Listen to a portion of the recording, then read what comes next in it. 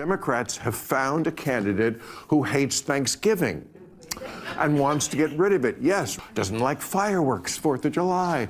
Yes, I would vote for Sarah Palin before this shit. Bill Maher just went after the Democratic Party's new star candidate, and he wasn't holding back on Thanksgiving. Democrats have found a candidate who hates Thanksgiving and wants to get rid of it. Yes, running for governor in Wisconsin, Francesca. Have you heard about this? Yeah, Thanksgiving, she says, should be canceled. And I say, good. Finally, a politician willing to stand up to big stuffing. Of course, yesterday she went on CNN, renounced it. I don't believe you. I don't believe you people who renounce things. We know what you said. You mean it. Live by it. You fucking squirrely out of it. No, you meant it. You know why I know she meant it? Because she hates all holidays. She talked about feeling attacked on Christmas when someone put on her computer a Christmas scene. Doesn't like fireworks, 4th of July. Halloween, all the far lefties hate Halloween. Costumes that are inappropriate, oh please. This woman doesn't like Valentine's Day, another way of capitalism taking over our love life.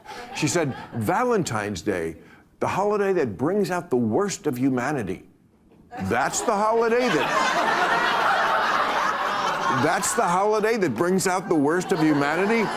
Have you ever been to a Black Friday sale? Maher's not exaggerating the record here. He's reading it, and it's damning. Francesca, the Democratic Socialist frontrunner for Wisconsin governor, posted in 2020 that Thanksgiving should be canceled, calling it a celebration of colonialism. And this week, when CNN's Caitlin Collins gave her a direct chance to walk it back, she couldn't even manage a simple no, just some vague line about views evolving. That's not an accident. That's someone who still believes it and knows saying so out loud would sink her campaign. And it's not isolated either. She's called Christmas decorations something that made her feel attacked, criticized 4th of July fireworks, and said Valentine's Day brings out the worst of humanity, every single major American tradition, and she's found a reason to resent every one of them. Maher's right. This is disqualifying, and the fact that even a lifelong liberal comedian can see it should terrify Wisconsin Democrats heading into a swing state race. Hong's not the only Democratic candidate with old footage causing problems this week. Watch what just resurfaced about Michigan's Senate nominee. I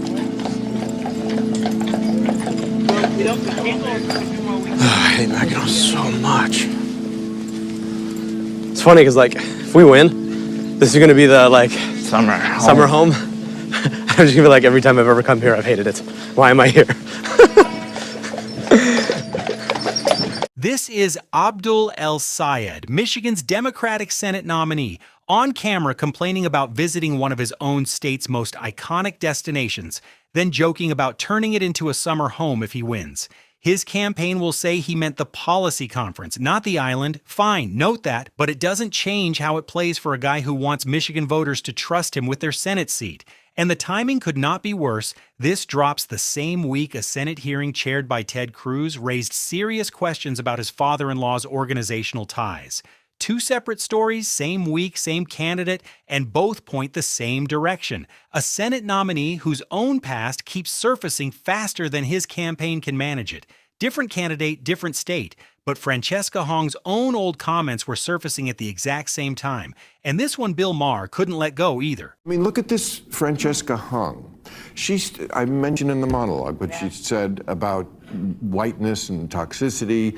She described her son. Now, she has an ex-husband who is white. Yes. Okay, she's Asian. She described his wrestling with, this is her own son, being in proximity to whiteness. Of all the things I think the Democrats have to lose, number one, whiteness.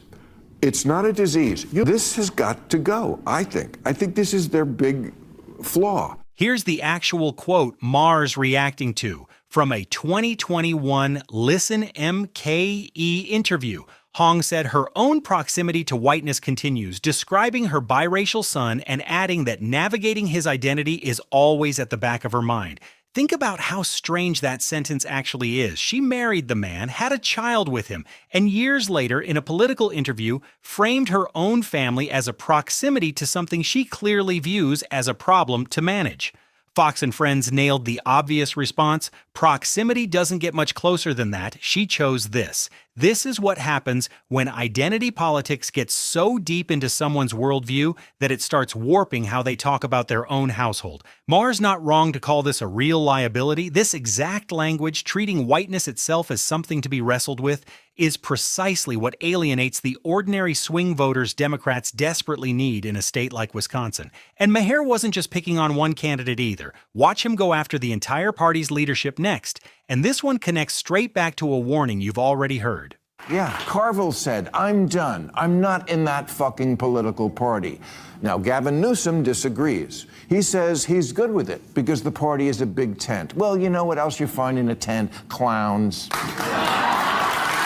It's so funny. So many liberals shit themselves every time Trump puts gold on something in the Oval Office. Oh, it's historic. And the separation of powers isn't? Get your head out of your ass. I would vote for Sarah Palin before this shit. This is Maher directly referencing James Carville's public threat to leave the Democratic Party over the DSA's growing influence, the same warning we covered in an earlier video, and Maher's actually agreeing with him here, not letting Newsom's big tent defense slide. His point about Trump and the Oval Office gold is sharper than it first sounds, too. He's calling out his own side's selective outrage, getting worked up over decorative gold trim while treating actual structural questions about separation of powers as background noise. And the Sarah Palin line is Maher at his most honest, a lifelong liberal saying he'd rather vote for a Republican he clearly doesn't agree with than stay associated with where his own party is heading.